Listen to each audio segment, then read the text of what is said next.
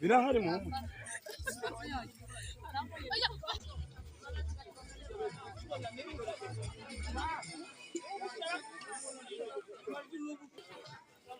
Nshaka kwifatira ku bigori gusa ntabwo we nkushaka kugufata cyane. Ukatubwira uko wabonye uyu munsi uko wagenze, niba wishimye ushobora kutuganiriza. Amazina yanjye Nishimwe Denis, nk'uko dusanzwe natembeye hano Kabeza cyo kwizihiza umuganura, ariko nsanze bino bintu byari byiza rwose byo kwizihiza umuganura. Urabona turebeye inyuma yacu abantu barishimye, bari kuryoherwa, bataye ibigori, agashira, byose twanyweye twishimye pe. Uyu munsi utuhoraho mu buzima bwacu. Ahubwo ikibazo ko twibaza tari gusangira n'abandi ntabwo turi kubona iby'ibigori. Hanyuma uko n'ubwo twaje gufata umwanya murabona rero kurya rwose nabi. Okay, murakoze reka twere ifoto.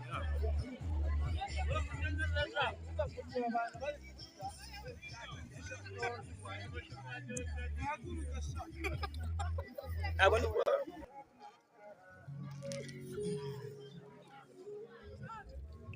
ibyo birahagije.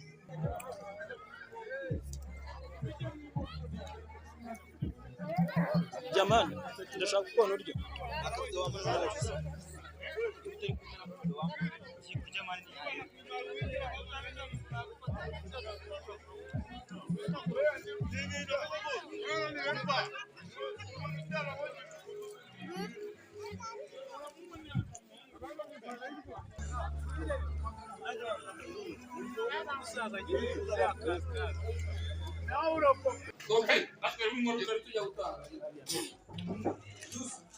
Tugira ubuntu bwo kuba turi kumwe n'abanyamuryango wa Desani Rwanda, aho twagiye kwizihiza umuganura n'abandi bose. Ngira ngo murababona rwose byari ibyishimo. Hari abo mwabonye basangira na bagenzi babo.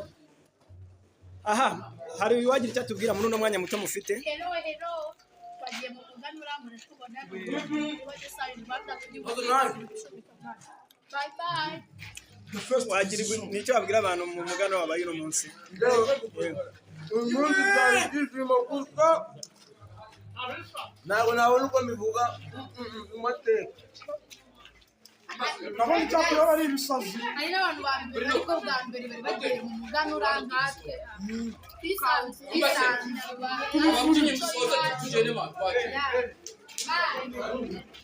Arimo sinakubwira ndaberetse Benshi ni ibisazi. noneho uburyo kurya Noneho mwe muri kutureba.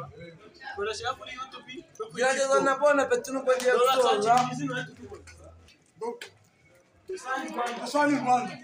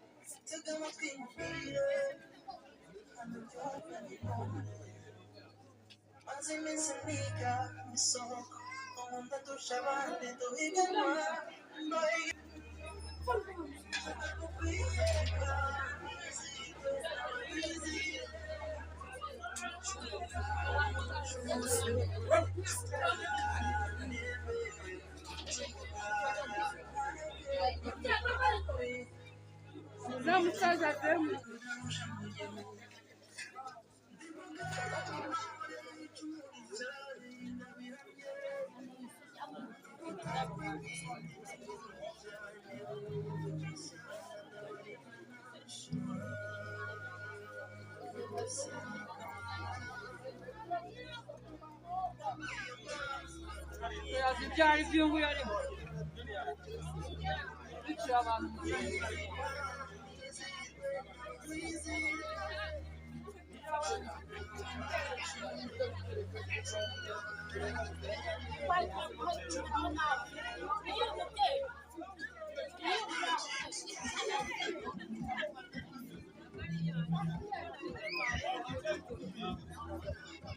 maze murangaza amaso banyobeje ibyabaye